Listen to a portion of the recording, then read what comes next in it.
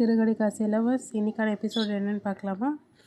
முத்து இது மாதிரி கார் ஓட்டி போயிட்டுருப்பா. பின்னாடி அந்த வயசானவங்க 2 பேர் பேசிகிட்டே வருவாங்க. நாங்கள் மலேசியா தான் எல்லாம் சொல்லிவிட்டு இன்றைக்கி எங்களுக்கு 60வது பிறந்தநாள் அப்படின்னு சொல்லிட்டு பெரியவர் சொல்லிகிட்ருப்பாரு. 60வது கல்யாணமோ பிறந்தநாளோ. அதுக்கு மீனாக்கு ஃபோன் பண்ணி இந்த மாதிரி நான் சொன்னேன்ல நேற்று ஒரு சவாரி வருதுன்னு அவங்களுக்கு பர்த்டேவா, நீ ரெடி பண்ணிவிட அப்படின்னு சொல்லிட்டு இருப்பாங்க. அதுக்குள்ளே சிட்டி அந்த கோயிலுக்கு எல்லாமே வாங்கலான்னு சொல்லிட்டு வந்துடுவான். மீனா அவங்க தம்பி பார்த்துட்டு இவன் எதுக்கு வந்திருக்கா என்ன எதுன்னு தெரியல அப்படின்னு சொல்லிட்டு, ஐயோ அண்ணன் அக்கா வேறு உள்ளே இருக்கா எதாவது பண்ணிடுவானோ, நான் வேணா போகிறேன் அப்படின்னு சொல்லிட்டு உள்ளே போகலான்னு போவாள்.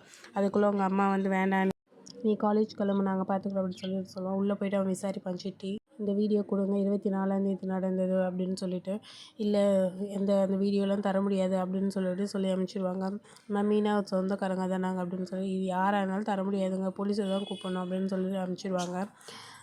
அப்புறம் அந்த பெரியவங்களுக்கு பூஜை பண்ணுறதுக்காக சொல்லி மீனா போய் ஐயர்கிட்ட எல்லாம் சொல்லி ரெடி பண்ணிவிடுவா.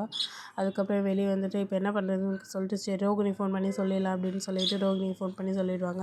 இவன் என்னாச்சு ஏதாச்சுன்னு சொல்லிட்டு பயந்துட்டுருப்பா. அப்புறம் மீனா வந்தோடனே இந்த மாதிரி நடந்ததெல்லாம் சொல்லிடுவாங்க. அதுக்கப்புறம் அந்த சாரும் சொல்லிடுவாங்க, இந்த மாதிரி சிட்டி வந்தான் இவ்வளோ கேட்குறான் அப்படின்னு சொல்லி. அப்புறம் மீனா தம்பியும் சொல்லிடுவான், இந்த மாதிரி சிட்டி வந்தான் என்னன்னு தெரியல, நானும் உள்ளே பேசிட்டேன் அப்படின்னு சொல்லுவாங்க. அப்படியே முத்து வருவான். இது மாதிரி எல்லாமே சொல்லுவான், இவங்களுக்கு தான் கல்யாணம் பண்ணணும், மாலைலாம் ரெடி பண்ணிட்டே அப்படின்னு சொல்லிட்டு. இவன் ரொம்ப தங்கமானவன், இந்த மாதிரி புருஷன் கிடைக்கும், நீ கொடுத்து வச்சுருக்கணும் அப்படின்னு சொல்லுவாங்க. அதுக்கப்புறம் அவங்களுக்கு எல்லாம் ஆசீர்வாதம் பண்ணி கல்யாணம் பண்ணிடுவாங்க. அதுக்குள்ளே மீனாவும் முத்துவும் பேசுவாங்க. இந்த மாதிரி இவங்க பெரியவங்களுக்கு நம்ம வீட்டில் விருந்து வைக்கலாமா அப்படின்னு சொல்லி. உங்கள் அம்மா என்ன சொல்லுவாங்க, திட்டுவாங்களே அப்படின்னு சொல்லிட்டு மீனா சொல்லுவாள். நான் அப்பா கிட்டே பேசுகிறேன் அப்படின்னு சொல்லிட்டு அப்புறம் ஃபோன் பண்ணி பேசிவிட்டு, இந்த மாதிரி எங்கள் வீட்டில் விருந்து வைக்கிற வரீங்களா அப்படின்னு சொல்லி கூப்பிடுவாங்க. அவங்களுக்கு எதுக்கு சிரமம் இல்லை, நாங்கள் பார்த்துக்குறோம். இல்லை உங்கள்கிட்ட ஆசீர்வாதம் வாங்கினாலே எங்களுக்கு போதும் அப்படின்னு சொல்லிட்டு வீட்டுக்கு கூட்டிகிட்டு போவாங்க. அதுக்குள்ளே மீனை நடந்ததெல்லாம் சொல்லுவாங்க, இந்த மாதிரி சிட்டி வந்தானா அப்படின்னு சொல்லிட்டு. இந்த சிட்டிக்கும் ரோகிணிக்கும் என்னென்னு தெரியல, நம்ம எதுவும் கண்டுபிடிக்கணும் அப்படின்னு சொல்லிட்டு பேசுவாங்க. அதுக்குள்ளே போயிட்டு ரோகிணிக்கிட்ட எல்லாத்தையும் சொல்லிடுவான். இந்த மாதிரி நான் போனேன் கொடுக்கல, மீனா பேர் தான் சொன்னேன் ஆனால் அவங்க கொடுக்கல அப்படின்னு சொல்லிட்டு சொல்லிடுவாங்க. ரோகிணி மனோஜ்க்கு ஃபோன் பண்ணி இந்த மாதிரி போலீஸ் ஸ்டேஷன் போய்ட்டு நீ வாங்க, அந்த வீடியோ ஃபஸ்ட்டு நமக்கு தான் கிடைக்கணும் அப்படின்னு சொல்லிடுவாங்க. அதுக்கப்புறம் நம்ம விஜய் டான்ஸ் கிளாஸ் அம்மா தான்.